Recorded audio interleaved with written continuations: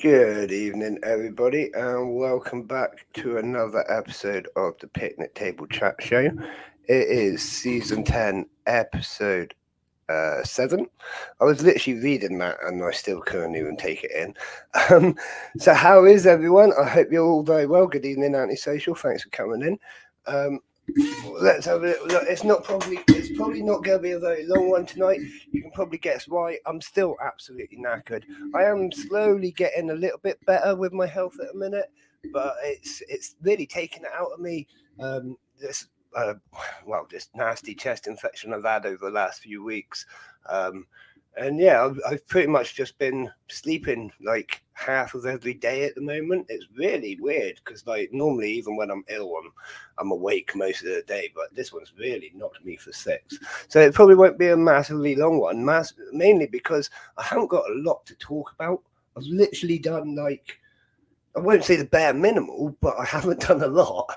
You know what I mean? I haven't gone out on any of my wild adventures. I haven't been out educating the kids or anything like that. I've just been sort of doing a little bit of doing a little bit of shop work and feeding animals, to be honest, and that's about it. But let's have a little chat about what we have been up to because we have still got some pretty cool stuff done. The last time we talked, the dives were causing a bit of an issue, weren't they? They were escaping, and just being a bit of a nightmare. They've managed to find the you see these three pots that are here. I can't actually remember if we talked about this bit or not, but they managed to find the box where I was keeping my pots of waxworms, basically, the pots that we were selling at the show. And they managed to, I'm guessing, work their way into a pot because one of them had opened and they were going for the waxworms and they were all over these three pots. So I decided to abandon the pots and just give them up to the ants. And as you can see, they cleared the pots of waxworms and all the stuff in them. There's a couple of cocooned ones up in the top pot there, but it was quite interesting. And as you can see, there's quite a gathering of ants in there since. So I haven't removed them just yet. That beetle's just fallen in. Waterfall, get out quick! Run, run! No, no, go on. Go on, you can do it. Get it. Climb out the side. I know he can because I've watched him climb. But anyways, as that continues, he might well get eaten by ants there. Oh no, he's getting out. He's getting out. Go on, Mr. Beetle. You can do it. So yeah, there he goes.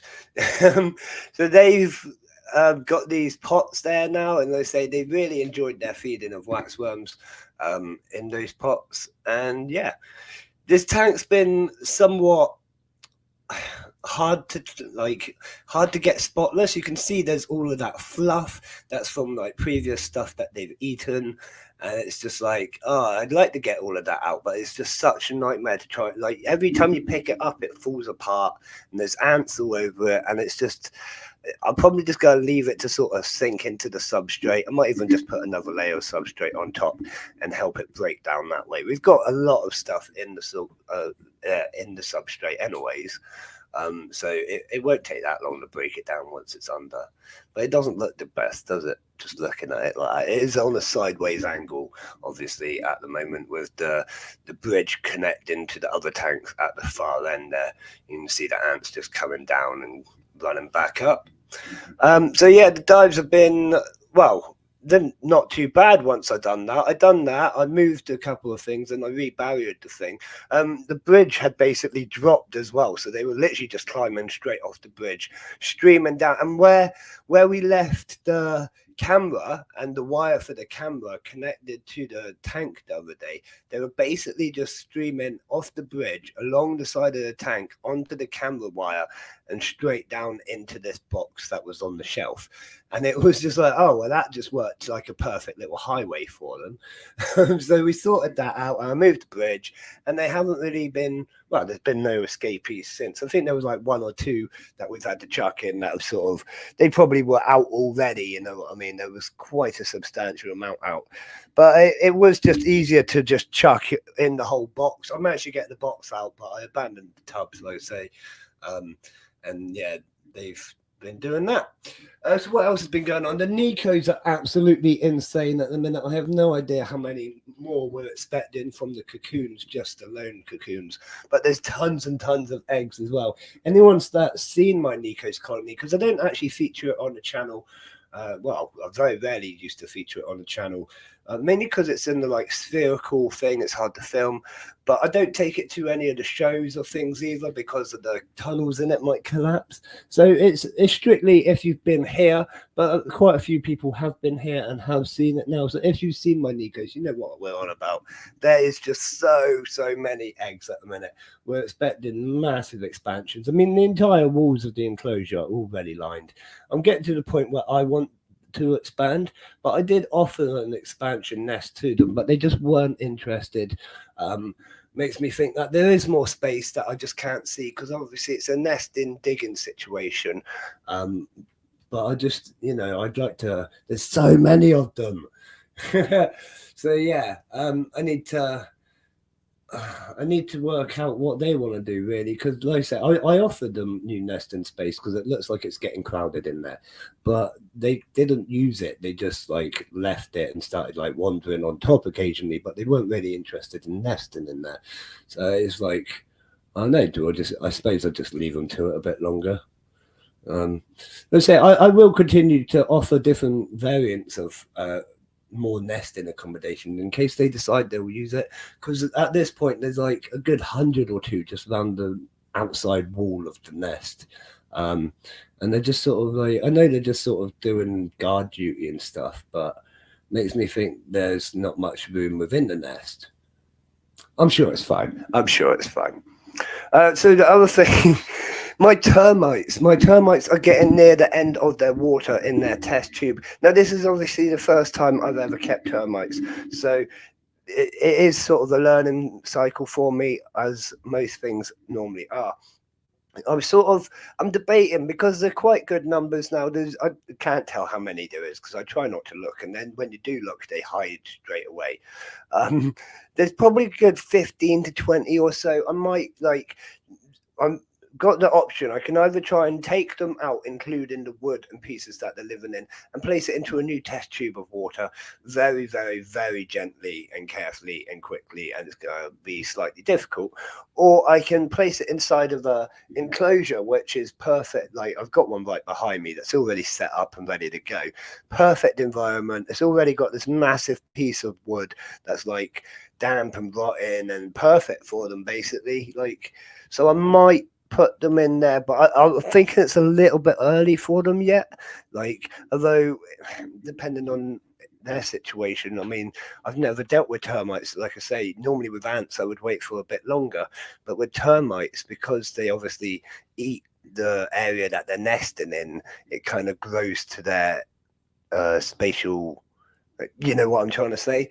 So I think I might do that, but I really don't know at this point. Once I put them in, I'll probably never see them again, which will be a shame because they are so beautiful to look at. But again, I don't get to look at them very often as it is.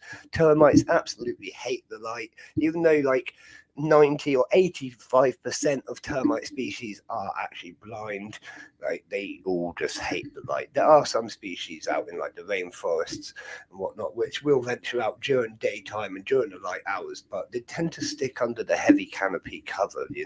There's none that I know of that really venture out in the blazing sun or anything like that. Even the ones in the Sahara tend to dig their tunnels and their big I forget what they call them. They're like the big mounds, aren't they? But there's an actual name for them. I forget what they're called.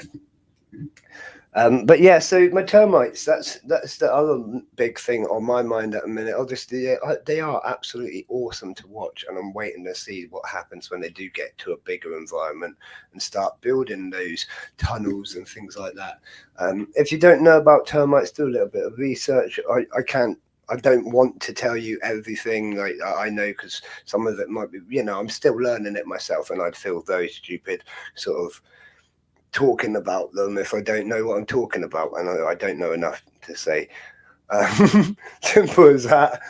So the other thing that's going on, my tarantulas, quite a few of my tarantulas have been molting lately, which is really nice to see. My big three have molted. I call them my big three because I've got the three like biggest ones once they're grown. We've got the Theraposa apothis, the pink toe. We've got the blondie, which is the really big one, and we've got the, I forget the other one. Is it the vegans? I think it's the vegans. It's whatever the other one is. But we've got all three. They're all growing really nicely, molting as they should. I've got my, I forget, my nematochromatus. I'm probably saying this very wrong, so tarantula people don't kill me. Nemandochromatus. I've got two of them, and they've both molted really nicely lately. I think one of them is almost adult, if not adult size now. So that's really cool, and they're really great species. Although they're not ones that are like very friendly or great for like anything more than just leaving in the box. But to be honest, I don't handle my tarantulas anyway, so it's not an issue. But they are definitely more aggressive than, say, my pink toe, who you can literally leave the lid off and he'll just sit there staring at you. Whereas these ones, I wouldn't take the lid off at all. I feed them and quickly pop the lid back on, you know what I mean?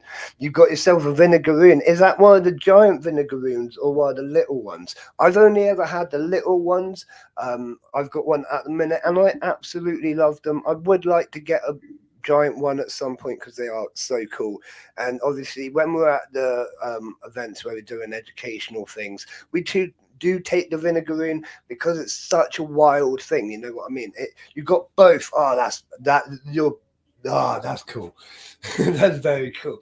But like I say, they're halfway between scorpions and tarantulas, and like they can't harm you at all. They're absolutely brilliant. They let out a smell like vinegar. That is pretty much all they can do. So taking them to the kids to handle, like, so they'll start off with like millipedes, and then we move on to vinegaroons, and then we sort of end up with snakes and things like that. And it's like you work your way through the stages, and the vinegaroon's a really good one for them because it looks really freaky. And they're like, oh, it looks weird. It's like a scorpion. It's this, it's that. And then you explain a bit about it and you let them hold it and they fall in love with it. And it's like, that's just broken so many, like, not prejudice, but like prejudgments about it. You know what I mean? It really, really, really works. You got them both at the Taunton Invert show. Who did you get them from, if you don't mind me asking? You don't have to answer, of course. It did look like a very good show, looked very busy. Always does, the Invert shows, obviously. But yeah, who did you get them from, if you don't mind me asking?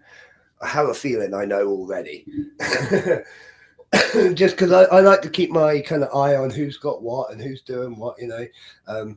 We do buy a lot of things and whatever, and I probably will buy one at some point. I just haven't been buying in things for myself lately. Occasionally I do when I'm at a show, mainly Spider Shop mystery box. I wasn't expecting that. Very cool.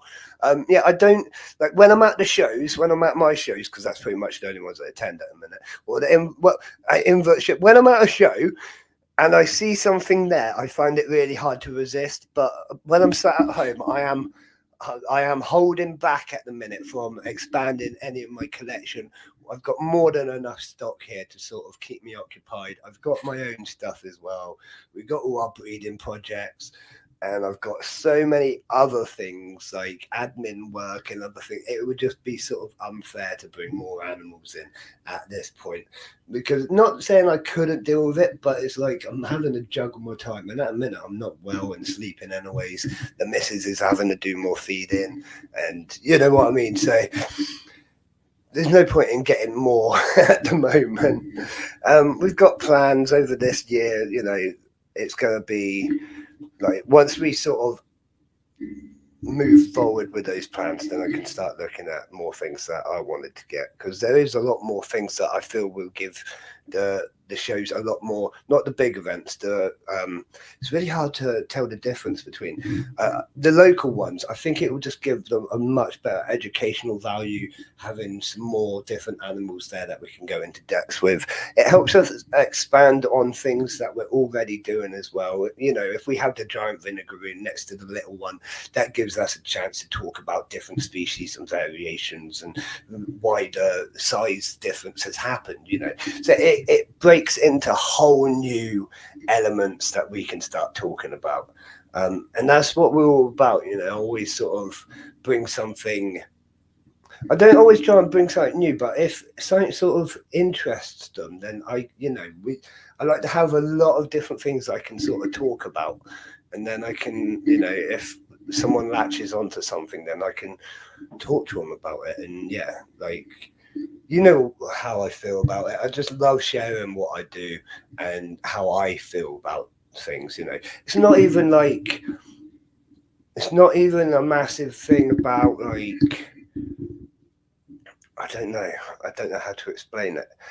I just enjoy sharing it. You know, if someone else enjoys what I'm enjoying, then it's just great fun, isn't it? And I don't know. I don't know what I'm trying to say, but I do, but I can't get it out, so I'm going to forget it. But I'm sure everyone else knows what I'm trying to say because you all know me.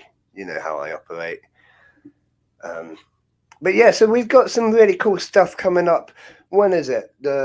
This week actually, the end of this week, we've got some really cool stuff that we're going to be involved with. It does involve me traveling for a couple of hours every day there and a couple of hours every day back for a few days. I'm not sure how many yet. It's however long it takes, but it's going to be a really interesting project for Anson Rock to be part of. Something we're super excited about and not you know, it's a little bit unusual for us, a little bit out of our normal regime with the educational events and stuff. But it's definitely something that we wanted to be part of and are excited about. We like. Yeah, that's it, Chris. It's like if I like it, I want you to like it, and then we can enjoy it together. And you can go home and get as excited about these things as I get. You know, it's not even like yeah, I just find things really super cool. If you know what I mean, like ants, like when they start digging the tunnels and stuff, that's bloody awesome. And I want other people to see how awesome that is. You know, like just silly things like that. And I do just love it. And if someone else enjoys it the same way than I do, then it's sort of like mission done. I can go home happy. Someone else is going to enjoy something like I do, you know. I mean, look, it's like I always say, right? The world's full of rubbish and it's a hard world these days, you know. Things are damn expensive and stressful and hard work, and there's lots of people that are just like not having a great time, you know. So if I can bring a little bit of light and a little bit of joy, I will. Simple as that. That's like if you can enjoy something the way I enjoy it and forget about all the stress for 10 minutes, you know, then it's happy days. That's sort of it. I just want everyone to sort of be happy, you know. Like I say, it's a dark old world out there. Let's bring some light or whatever. You know what I'm trying to say. I'm really bad with words, especially at the minute, as you can tell. But you know what I'm trying to say. Um, yeah. So let's talk a little bit about the shows because I have been working on the shows. I'm not going to tell you a load, but there are now a few of the trailer details up on the website, a few of the other details that we're starting to book in. I haven't put everything on there yet. I am drip feeding it on at the moment. Um, but we have been putting some of the details on, so now you can start looking at some of the trailers involved. The Weymouth one, the parking on site is going to be a bit of a nightmare. There's actually a massive completely free parking spot about 10 minutes walk from the venue. It's like the biggest Weymouth park and ride spot. It's a free car park, and it is 10 minutes away from the venue, so that is probably your best situation because the parking at the venue isn't great. It is a shame because last year we had great parking at the venue, but the venue sort of has let us down this year. And not let us down, but they double booked us basically, and we said we can't have that. We need the whole space. Yeah, the Bristol show. I'll talk about that one in a minute, Antisocial. Thank you. I'm glad you're looking forward to it, buddy, because you've come to so many now. It's like, um, if you're looking forward to it, I'm sort of doing a good job, if you know what I mean. You're not saying, "Oh, I'm dreading coming to the next one." You know what I mean. Um, yeah, so like Weymouth's going to be brilliant. Like I say, it's just the parking's a bit of a nightmare. There's enough parking for the traders, but there's a cricket match on the same day. The field is massive. They're going to be right over the other side, but it does mean they're going to be taking up a lot of the parking. And like I say, we've got this free parking just around the corner. And to be honest, because it's a local show, I'm not too worried. There will be people travelling from a distance, but a lot of events that happen at Redlands specifically and local events and local people are sort of used to the situation in Weymouth that there is very limited parking generally, and you do have to walk for like 10 minutes to get to Redlands. Anytime I've gone to an event at Redlands, that's sort of the situation. And they do hold regular events there. Like they have this big inflatable party thing once a year, twice a year up at Redlands. Basically, Redlands is the venue we're at. It's a sports centre and a massive field. I've had several boxing matches there myself. It's quite a cool place. But yeah, they have like this big inflatable park where they probably have like 20 different bouncy castles, and like you pay however much to go in. I think it's like 50p a bouncy castle or something like that, or you get to go on completely free. I can't remember, but the kids absolutely love it, as you can imagine. And yeah, it's just a great day out. But like I say, it's expected that you would turn up on foot because there's no parking, or there's very limited parking. So yeah, the Weymouth one is going to be brilliant. I've got some really cool stuff planned. I will tell you some of it because it's on the website. We're going to have the local No Fort turning up, doing a few talks for us about their involvement in the town and the town's defences during both World War II and the Civil War, by the sounds of it. It's going to be really interesting talk. I'm looking forward to that. They say a bit of local history. And then just as that sort of finishing, now I probably shouldn't be divulging too much information, but just as that sort of finishing, there is a high likeliness we're going to be invaded by pirates. So it's a good thing that we're going to have a few military soldiers on hand to fight off the pirates. Obviously, Weymouth has a huge pirate culture, so we're going to be very lucky to, or unlucky in some cases, to be invaded by some pirates during the day as well. We've got a load of nature stuff. We're waiting to hear back from a few things like we normally do because it's still quite a little while until the show. Yeah, history is awesome, and I love throwing in a little bit of a wild thing like that. Let's say we've got a great history of the Civil War and pirates and the merchant trade in the area and things like that. So I really want to sort of show that off a bit. Let's say the pirate culture around here is absolutely brilliant. Believe it or not, I think it's actually got stronger as the years have gone on, and now we have like pirate bands and like pirate this and pirate that and pirate festivals and all sorts. So it is a huge pirate culture locally, so that had to be thrown in, obviously.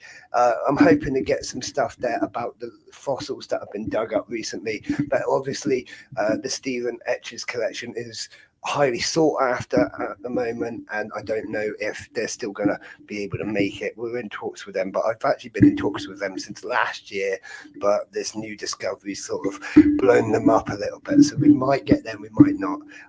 But that's the history side. Let's say we're going for nature as well and a bit of the culture of the local towns. Like I said, I'm really quite excited. We've got some hot food traders and the bouncy castles. We're going to have 2 bouncy castles. I'm not sure how much I'm going to be charging on bouncy castles yet, because I just have not thought about that. I haven't got a clue. You know me, I hate making money, so it's probably going to be cheap. But yeah, that's going to be there. The face painters are absolutely free, of course, because again, why not? You are going to have to pay for the food, I'm afraid. We're going to have the hands-on, I'm calling it the hands-on interactive learning area. I don't really know what to call it. The Exhibition UK learning area, I don't know. But there's going to be arts and crafts there, which I'm super excited about. it's just going to be good, fun, nature sort of crafty stuff. I've got a few ideas that I'm not going to divulge now that are going to be based around the arts and crafts as well. We've got some other stuff there like ant role play, where you get to learn how the colony functions and you get to be part of the colony. That's going to be pretty cool. Again, I've been working to develop these sort of, I won't say programs, but they are learning programs, I suppose, much like I used to deliver when I was training official members in the council. But it's the same sort of fun things, and it gets you thinking and sort of gives you a different view and aspect on what you're already looking at.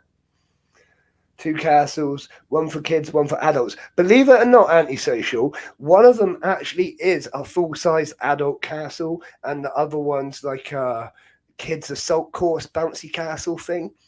But to be honest, like, I expect we're just going to keep it kids, but if you want to hang around towards the end of the event, I'm sure we can let you on the bouncy castle, because I'm probably going to go on. My kids will probably go on, and it's going to be a great fun time.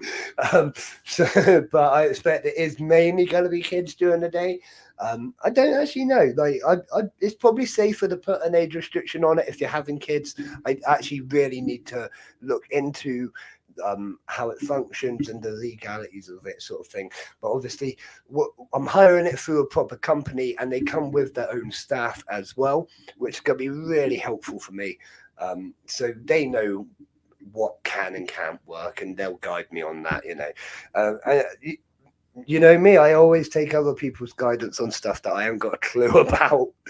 So yeah, it's going to be cool. It's going to be good. We've got obviously all the normal stuff, trade area and the stages. We're going for 2 stages for Weymouth and Bristol.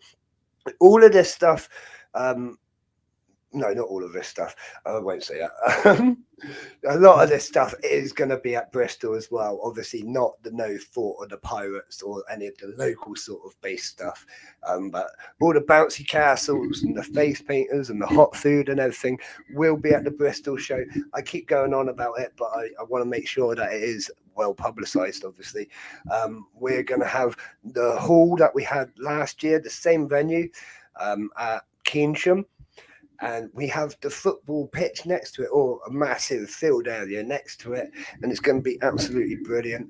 In that area, we're going to have all the things that I just mentioned, the bouncy castles and the learning area, and all of that lot will be outside. So you'll have to go through the trade area, past the first stage and the exhibits to get to the outside area where there's all the food and the second stage, and plenty more to look at and do. And yeah, it's just going to sort of, it opens up the event to a lot more opportunities for me. I've always wanted to add a second stage, but adding a second stage just takes up so much space from the trade area. It's really hard to get that sort of balance, like, you know what I mean? And the Bristol one, we've got so many things booked in already. It's really looking good, and I think we're going to have some demonstrations around the room as well as the 2 stages. So that's going to be absolutely packed with things to do. It feels like it should be like a 2-day event to try and get everything in, but it's not. You're just going to have to run between. Like, have you ever been to a music festival where you've got to run between the stages? It's a bit like that, you know. You got to pre-plan, and run between, and have great fun whilst doing it. Yeah. Obviously, there's no alcohol on site, so it's not that kind of festival. There's not like, yeah, it's a family event. So although we have had offers, like I'm not. It's not something that interests me, is putting a bar at these sorts of events. So it's just, sorry. Even like, because someone said, oh, it's nice to have a nice cold beer in the sun, but it is, but it's like, I don't know, I just think we can go a day without it. Let's just have a day on like energy drinks and coffee. I don't know. How have you thought about getting Bugfest to come? See, I spoke to Bugfest, but to be honest, they wanted thousands. I don't even mind saying that. They wanted a lot more than I'm willing to pay for a thing like that at the minute. like we've got some really great companies involved. Like at the Sheffield event next year, we've already got an absolutely amazing company booked in coming to us. But yeah, although Nick from Bugfest does do a spectacular job, it's just not something that we could really do at the moment. But we have talked to him in the past. Believe it or not, right, and I say this with jest, I've spoken to so many people, like hundreds, if not thousands, of different traders and exhibitors and things like that. And I've pestered people to the point where a lot of them are fed up with me because I'm like, when you go come to a show, when you go come to a show, what's going to take you get you to a show? Because you know what I mean. For that first year, it was really hard to get people interested, especially the very first show up at Bristol. It was really hard to get anyone interested in sort of wanting to attend as one a trader or two like a speaker or anything like that. And like, I've done this mainly out of my own pocket. We've had a lot of sponsorships along the way, but like it's been like, how far can I push my budget before I break? You know what I mean? Um, so like we've had to build slowly with things like that, and I don't mind saying it. And we've really come really far with things like that. But I've literally in the last couple of years, like I say, for the first show, after the first Sheffield one as well, booking in for the Bristol just gone, I emailed hundreds. I like every time I'm on Facebook, if I saw a new trader, I'd be like, right, I'm sending a message. Doesn't matter if I'd spoken to him like already, I'll send them a message. Quite often I'd send someone a message, they'd be like, you've messaged me already on my other profile. It's like, okay, well, stop having so many profiles or come to the show. I don't know. You know what I mean? It wasn't that I was desperate, but I was desperate, you know, to get these shows off the ground and really put put the effort in. Yeah, it wasn't easy. Like get it to start with. I got a lot of people saying the show's too small, or it needs to really and even now the show is too small for a lot of traders. And like at least they're honest, you know.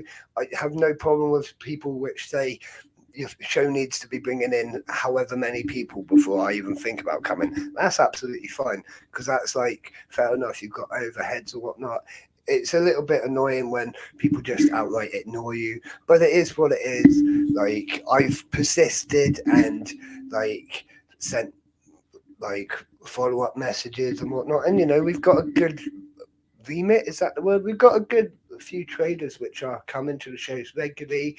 We're getting a good name about us, and we're gaining more and more crowd. You know what I mean? Which will always help with more people being interested in attending the shows. But yeah, for that first year, I can honestly say it was hard work trying to get people to want to be involved in it because like everyone's got overheads at the end of the day. Even traveling to a show, if you then go get a hotel and then you know all of this and all of that, you need to make sure that you're making money. So fair enough, but it's the whole yeah.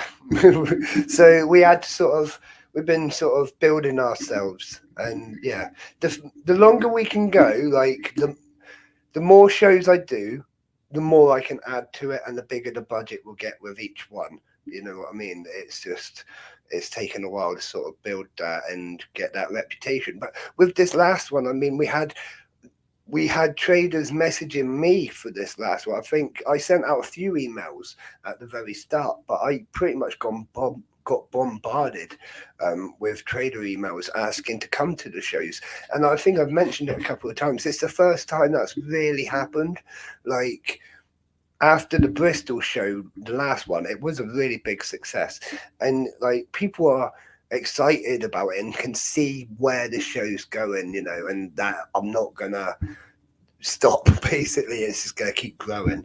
And yeah, so I got quite a lot of emails from not just traders wanting to return but new traders that have heard and seen it as well, which is really exciting for me. You know, it's me now like I put in all that effort for all that amount. And honestly, like I'm not exaggerating when I say I sent hundreds of emails. I honestly did, like hundreds and hundreds.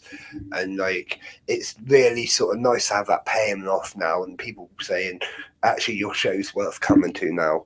Can we come? And it's like, yes, thank you, thank you, because it's like it's not me pleading with people to come anymore. Like, yeah, well, that was a good little ramble, wasn't it? I hope that makes sense, anyways. But yeah, like I've got some plans, like to get some really cool people involved with it and whatnot. Obviously, I can't divulge who is booked and who's not booked on everything yet. But yeah, I have spoken to Bugfest, and we will look at getting them in the future. But like I say, it has to be we have to be able to do it. Simple as that. Oh dear, oh dear. But what else is on my list of things to talk about? I think I'm heading towards the end of the show, to be honest. If there's anything that you guys want to talk about or comment about or ask me, now is the time, because I'm probably going to be heading to bed pretty soon after this.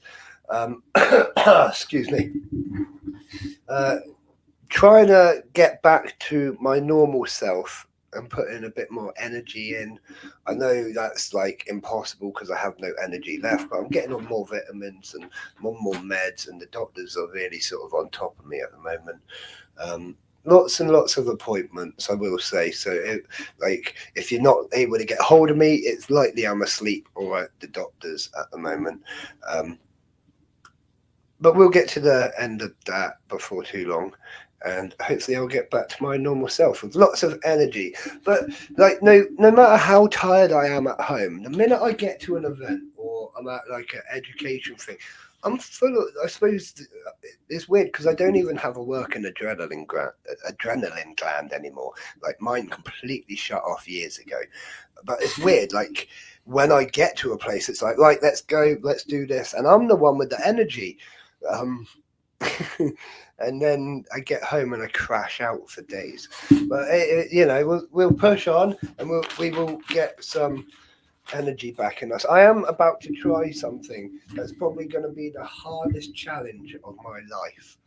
And I think it's going to make a massive difference, hopefully, to my health and my energy levels and all of that. I'm actually going to try and give up smoking. Now, you've heard it here first. Well, some people already know this, it's on the cards, but I've sort of publicly said it now, so you can hold me account that by the time of the Weymouth show, I won't be smoking. That's how you're going to hold me account, because that's probably when you're going to see me. But I'm basically going to stop smoking straight away.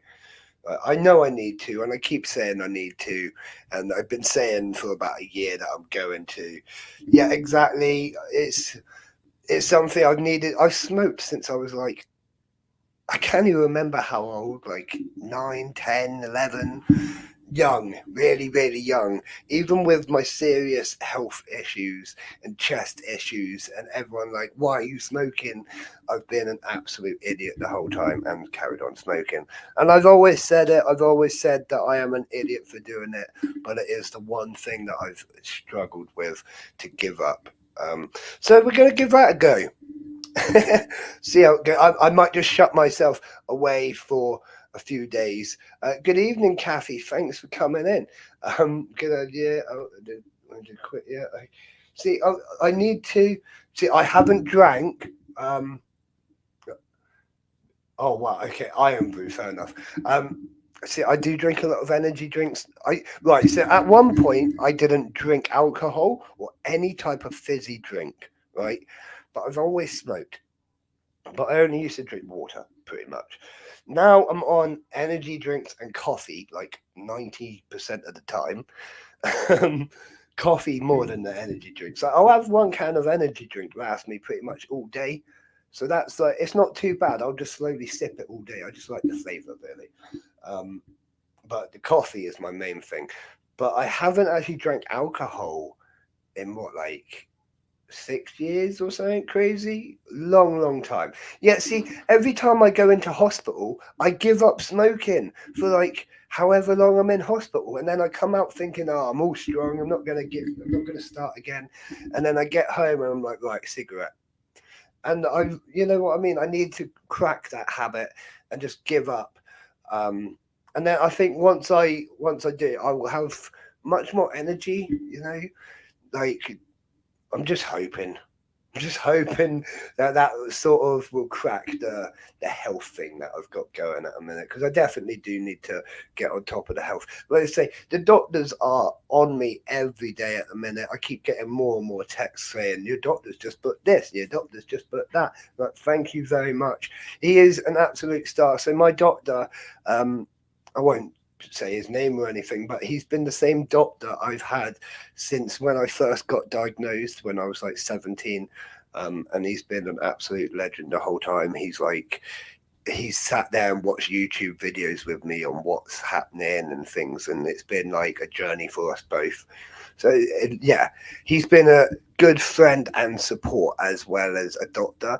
And he sort of turned around to me the other day and was like, God, you really sort of let this get out of hand. I was like, oh dear, yeah, because I forget about myself. I get so into like work and doing this and doing that I forget to look after myself. And with my health conditions, I do need to. And I went to the doctors, and he just like looked at me and was like, there's so much we need to do. So he's booking me in all these things left, right, and center. But I feel like I'm in a car most days. And like I say, I'm away for a few days from the 8th of this month, which I'm super excited about, working on a new project, because it's not been ages since we've been out in the field, but it feels like it with the amount of sleep that I'm getting at the minute. It does feel like I haven't done a lot lately. You know what I mean? Had a drink last night, took daughter out for a couple. See, I might do that. See, the last time we drank, I think, was when I got married. There was like we had a non-alcoholic wedding because both me and my partner don't drink. We're sort of non-alcoholic family, but they did insist on having champagne at least for the toast. So we did that, and I think that was the last time I drank was a glass of champagne.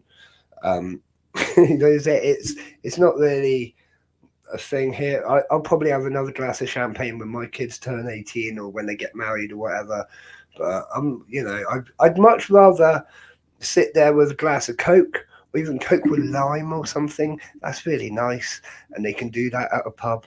And you don't have to.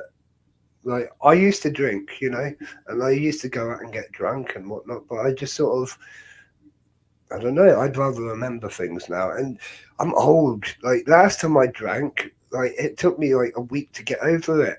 I don't want to do that again. When I was younger, I could drink every day and like not think nothing of it.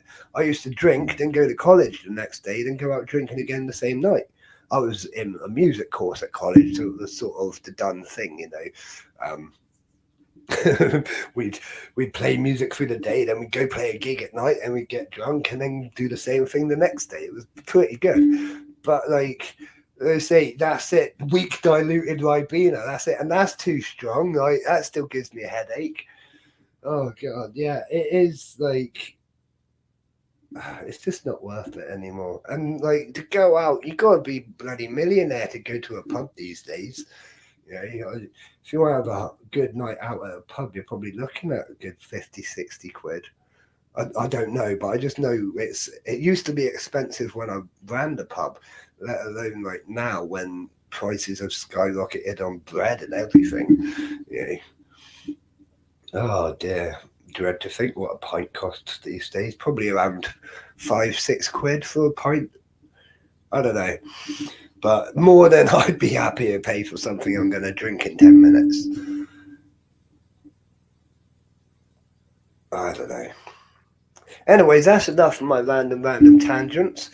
I don't think I have much else to talk about tonight, but you know where I am if you need me. Like I said, if you're not getting a response from me, I do massively apologise. I am probably asleep or at the doctor's. I will get back to you in time. I am answering emails and messages like every now and then. I'm just saying to myself, let's get on it and doing it. But yeah, I am probably going to bed fairly soon because it is near on 10 o'clock and I got to be up early for the school run and try and get in as much sleep as I can. Problem is, I'm waking up and I'm still feeling tired. It's a nightmare. But it is what it is. But you know where I am if you need me, and I will always be there as best as I can. So please don't hesitate to send me a message. If you've got any questions or anything about the show, send me a message as well. Obviously, I am working on them really, really hard. I'm just not divulging all the information yet. And yeah, I think I'm going to leave it there. So, as always, from me, oh yeah, I've got to say thank you to everyone. My God, that's how tired I am. So thank you to the sponsors, Answer Us and Valhalla Martial Arts. Thank you to the Patreon supporters. And of course, thank you to you viewers. I'm sorry, I forgot to that. But no, you know you're all awesome. Thank you. But I do want to get off to bed. I am absolutely shattered. Yes, we shall see you at the next one. So as always for me, I will see you again soon. Good night, everyone.